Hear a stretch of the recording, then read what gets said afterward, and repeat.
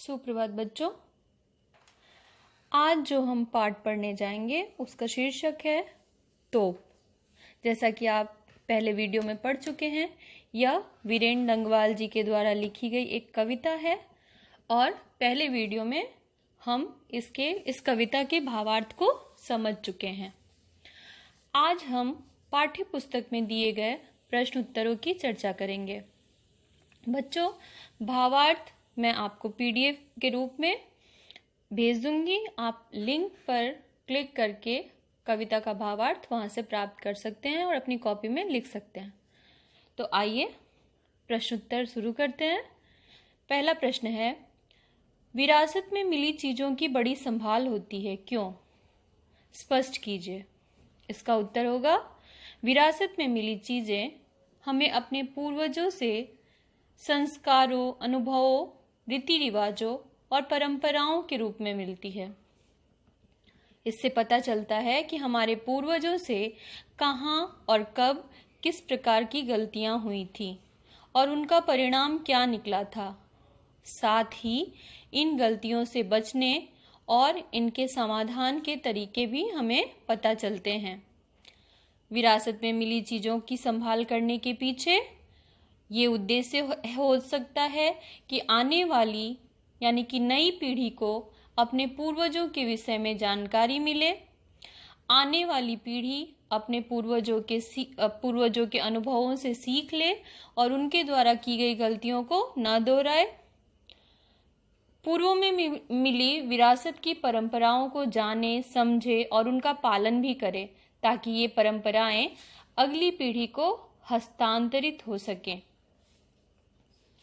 दूसरा प्रश्न है, इस कविता से आपको तोप के विषय में क्या जानकारी मिलती है? इसका उत्तर होगा, इस कविता से यह जानकारी मिलती है कि सन 1857 के स्वतंत्रता संग्राम के समय ईस्ट इंडिया कंपनी के शासकों द्वारा भारतीय क्रांतिकारियों के संघर्ष को कुचलने के लिए इन तोपों का प्रयोग किया गया था। इसका परिणाम यह हुआ था कि न जाने कितने स्वाधीनता सेनानी इन तोपों द्वारा मार डाले गए थे। इसके बाद भी भारतीय सेनानियों ने हार नहीं मानी और कुछ वर्षों बाद फिर से स्वाधीनता प्राप्त करने के लिए संघर्ष आरंभ कर दिया। इस बार उनके साथ पूरा देश था, जिसका परिणाम हुआ एक लंबा संघर्ष जिसमें अंततः भारतीयों की विजय हुई और अंग्रेजों को यहां से वापस लौटना पड़ा। अगला प्रश्न है, कंपनी बाग में रखी तोप क्या सीख देती है? इसका उत्तर होगा, कंपनी बाग में रखी तोप निम्नलिखित सीख देती है। क्या क्या सीख देती है? पहला, तोप, भाले, गोली, बंदूक आदि अस्त्र शस्त्र चाहे कितने भी विनाशकारी क्यों न हो, किंतु उनसे न्याय के लिए होने वाले संघर्ष को लंबे समय तक रोका नहीं जा सकता। यह मनुष्य की एकता और लक्ष्य के प्रति जागरूकता ही है जो उन्हें अंत में विजय दिलाती है। अत्याचारी चाहे कितना भी शक्तिशाली क्यों न हो, एक न एक दिन उसका अंत अवश्य होता है। ये हमें कंपनी बाग में रखी तोप के द्वारा सीख मिलती है। साथ ही यह सीख भी मिलती है कि विदेशी और प्रलोभन देने वालों से हमेशा सावधान रहना चाहिए, क्योंकि बाहर से जो दिखाई देता है वह भीतर से कुछ और ही होता है, जिसका परिणाम हमेशा छल और नुकसान के रूप में होता है। चौथा है, कविता में तोप को 2 बार चमकाने की बात की गई है। ये 2 अवसर कौन कौन से होंगे? तो बच्चों, जैसा कि हम जानते हैं कि हमारे देश भारत में 15 अगस्त और 26 जनवरी का बहुत महत्व है। ये दोनों हमारे राष्ट्रीय पर्व हैं।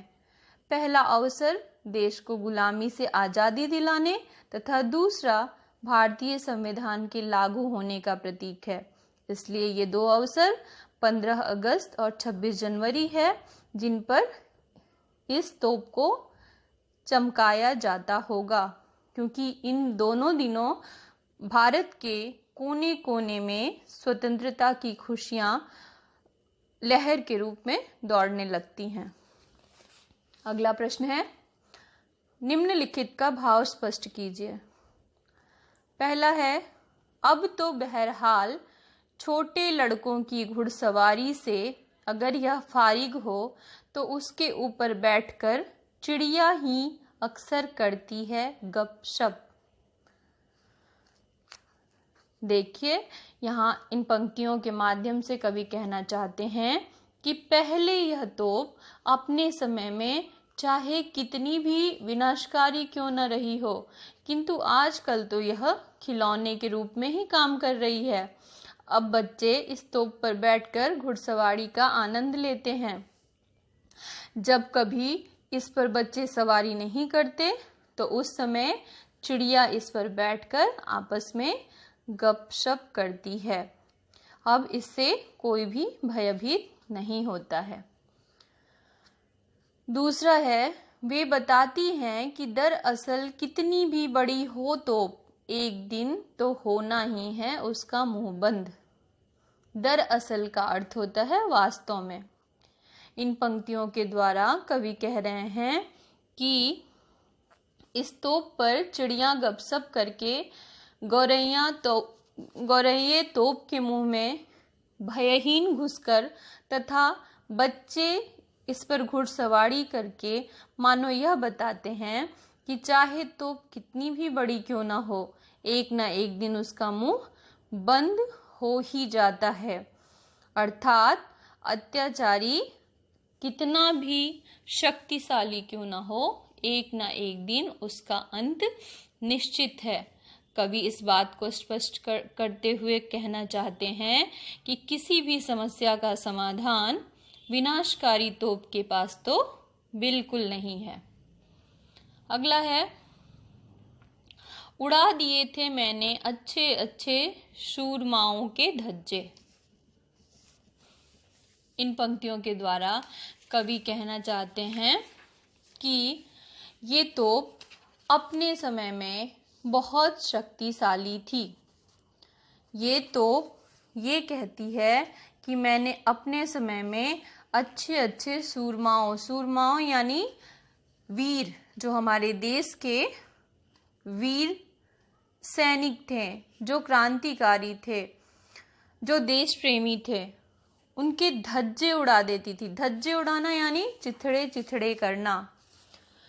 तो कंपनी बाग में हर रोज सुबह और शाम के समय बहुत से सैलानी घूमने के लिए आते हैं। सैलानी यानी पर्यटक। तब यह तोप उन सभी को बताती है कि सन 1857 के स्वतंत्रता संग्राम में मैंने अच्छे अच्छे शूरवीरों के चिथड़े चिथड़े उड़ा दिए थे। इस प्रकार यह तोप अपनी गौरव गाथा आने जाने वाले सभी लोगों को बताती है। तो बच्चों, इस प्रकार यहाँ पर प्रश्न उत्तर खत्म होता है। पाठ यहाँ समाप्त होता है। बहुत छोटा सा पाठ था, छोटी सी कविता थी तोप, परंतु अपने आप में गहरा अर्थ लिए हुए थी। तो आप सभी को इन प्रश्नों के उत्तर अपने कॉपी में स्वच्छ और सुंदर अक्षरों में लिखने हैं।